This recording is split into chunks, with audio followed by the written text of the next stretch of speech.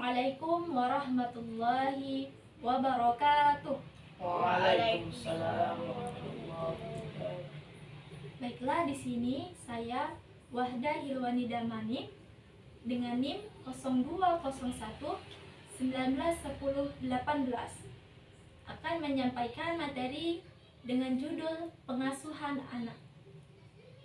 Guna memenuhi tugas ujian akhir semester mata kuliah Psikologi Keluarga dengan dosen pengampu Bapak Dr. Khairul Mufti Rambe, SHMH.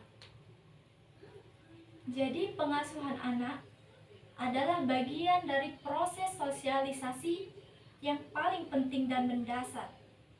Sebagaimana fungsi utama pengasuhan yaitu menjadikan atau mempersiapkan seorang anak menjadi warga di masyarakat. Sebagaimana yang terdapat dalam Quran Surah An-Nisa ayat 9, yang mana artinya, dan hendaklah takut orang-orang yang sekiranya mereka meninggalkan anak-anak yang lemah, yang mereka khawatir terhadap kesejahteraan mereka.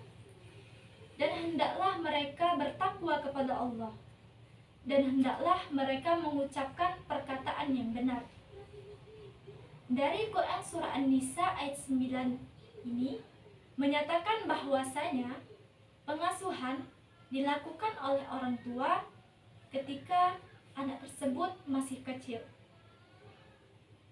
Anak adalah anugerah yang diberikan oleh Allah kepada orang tuanya yang harus dijaga, dirawat, dan diberi bekal sebaik-baiknya. Bagaimanapun kondisi anak tersebut ketika dilahirkan.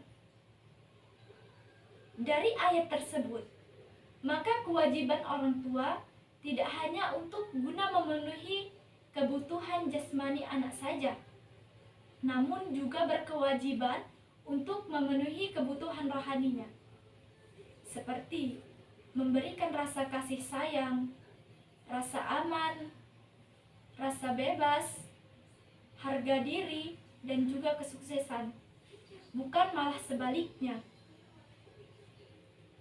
Namun, pengasuhan anak dalam setiap keluarga memiliki cara dan bentuknya tersendiri.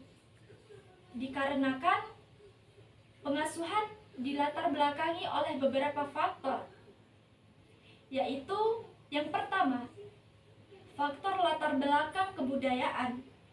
Yang kedua, faktor pendidikan. Yang ketiga, faktor stratifikasi sosial. Yang keempat, faktor mata pencaharian. Yang kelima, faktor kehidupan sehari-hari. Dan yang keenam adalah faktor agama. Kecuali 6 faktor tersebut, faktor lingkungan dan tempat tinggal, orang-orang yang tinggal dalam satu rumah, serta dengan sistem kekerabatan masyarakat berpengaruh terhadap pola pengasuhan anak. Dan orang yang paling berperan dalam pengasuhan anak yaitu adalah unit keluarga, yang mana sering kita sebut juga dengan nuclear family. Nuclear family sendiri adalah unit kekeluargaan atau keluarga inti, yaitu ekonomi dan 2 generasi yang terdiri dari orang tua dan anak-anak kandung, anak-anak angkat, maupun anak-anak tirinya. Kemudian, pengasuhan ternyata meliputi beberapa sisi, antara lain mendidik, menjaga, dan juga merawat. Maka dari sisi tersebut, pengasuhan tidak hanya terbatas atau meliputi menjaga dan mengawasi anak saja, tetapi juga meliputi pengajaran sopan santun, rasa hormat terhadap orang lain, menjaga kedisiplinan, dan juga kebersihan. Kemudian, pengasuhan orang tua yang baik terhadap anak akan sangat berpengaruh terhadap kepribadian anak. Apabila orang tua memberi pengasuhan yang baik, maka anak akan tumbuh menjadi dewasa dengan baik. Namun malah sebaliknya, apabila orang tua tidak mengasuh anaknya dengan baik, maka anak tersebut akan tumbuh dewasa dengan tidak baik pula. Kemudian, pengasuhan orang tua yang baik, tidak semua keluarga dapat melakukan hal tersebut. Karena hal tersebut memiliki faktor, antara lain seperti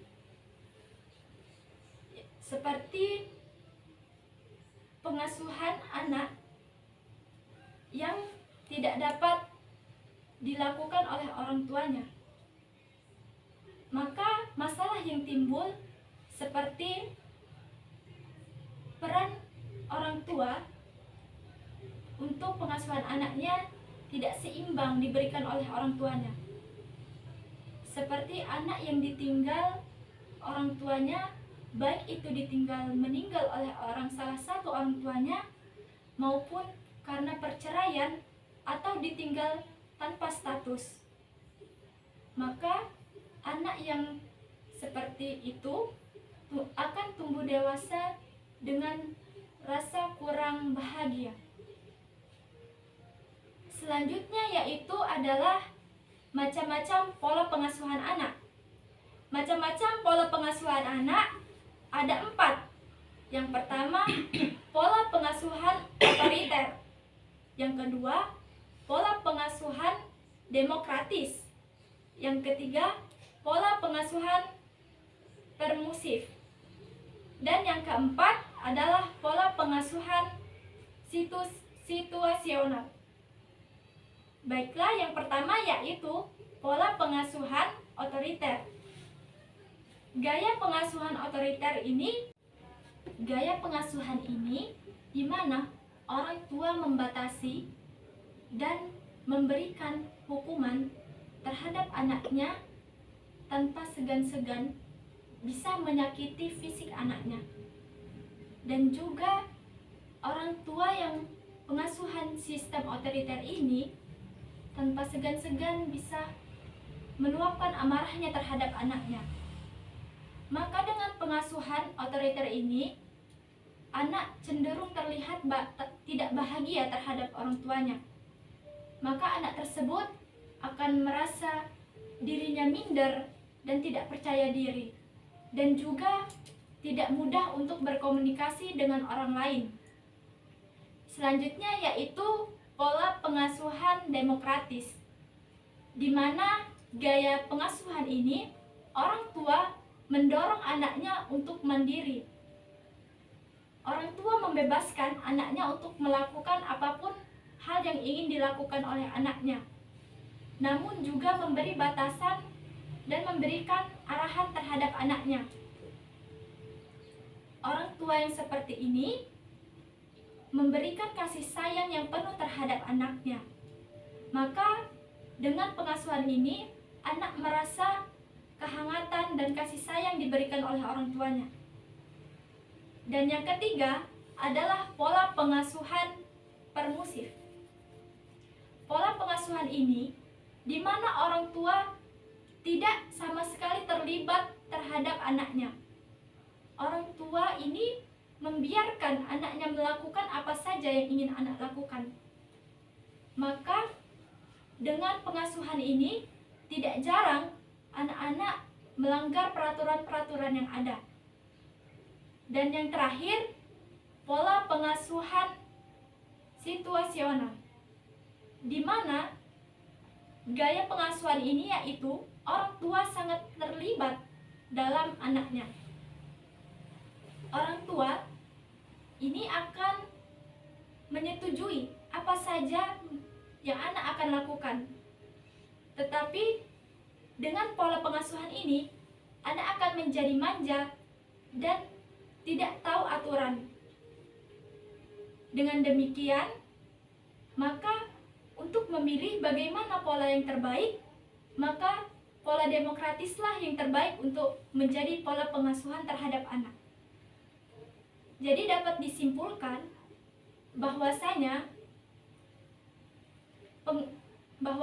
pengasuhan anak yang baik akan didapatkan ketika orang tua memberikan kasih sayang kepada anaknya secara penuh. Demikian, Assalamualaikum warahmatullahi wabarakatuh. Waalaikumsalam warahmatullahi wabarakatuh.